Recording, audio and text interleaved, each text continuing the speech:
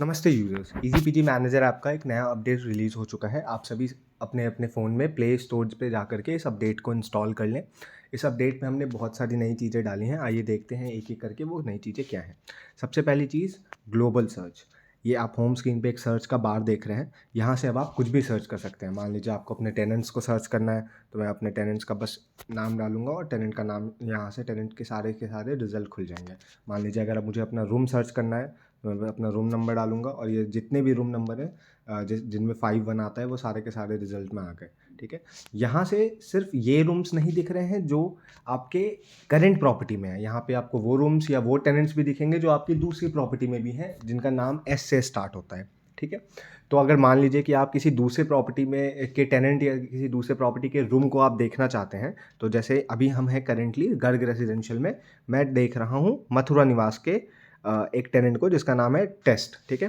तो अगर मैं इस पे क्लिक करूँगा तो मुझे एक प्रॉम्प्ट आएगा जहाँ से ऐप आपसे पूछ रहा होगा कि ये जो टेनेंट है ये दूसरी प्रॉपर्टी का टेनेंट है, तो क्या आप उस प्रॉपर्टी में स्विच करना चाहते हैं ताकि आप उस टेनेंट की डिटेल को देख सकें।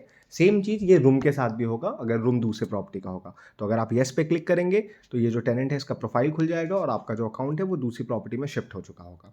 अब हम इसको वापस गर्ग रेसिडेंशियल में ले जाते हैं, ठीक है। दूसरी चीज़ है असिस्टिव बॉल।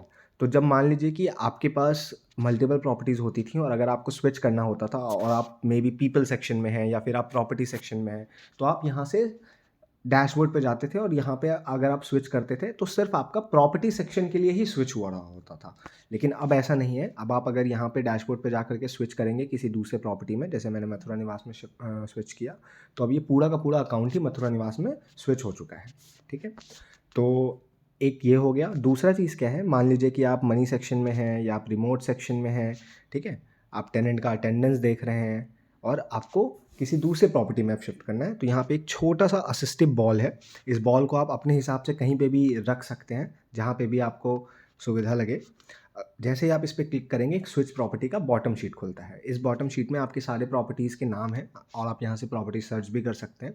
मान लीजिए कि अब मुझे गर्ग रेसिडेंशियल में शिफ्ट करना है, तो मैं जैसे ही इस पर क्लिक करूँगा मेरा प्रॉपर्टी जो है इस गर्ग रेसिडेंशियल में शिफ्ट कर जाएगा और आपका जो भी सेक्शन है उसी सेक्शन में ये प्रॉपर्टी शिफ्ट होकर के खुलेगा।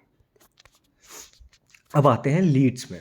तो बहुत सारे यूज़र्स, आप लोगों ने ये चीज़ रिक्वेस्ट किया था कि आप चाहते हैं कि आप लीड्स वगैरह का भी टोकन पेमेंट ले सके, एक्सेप्ट कर सके, ताकि वो पासबुक में यहीं पे रिफ्लेक्ट हो, आपको अलग से रिकॉर्ड मेंटेन ना करना पड़े।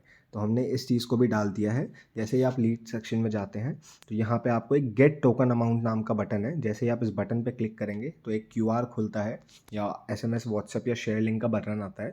आप किसी भी लीड को ये क्यूआर दिखा सकते हैं। कोई जो लीड है वो इस क्यूआर को स्कैन करके अपना अमाउंट पे कर सकता है, जो भी उसको टोकन अमाउंट पे करना है। अगर आप चाहते हैं, अगर लीड आपके सामने अवेलेबल नहीं है तो आप लीड को इसका लिंक भी भेज सकते हैं, पेमेंट लिंक, जैसे व्हाट्सएप का हो गया, व्हाट्सएप से हो गया, एसएमएस से हो गया या नॉर्मल शेयर लिंक हो गया।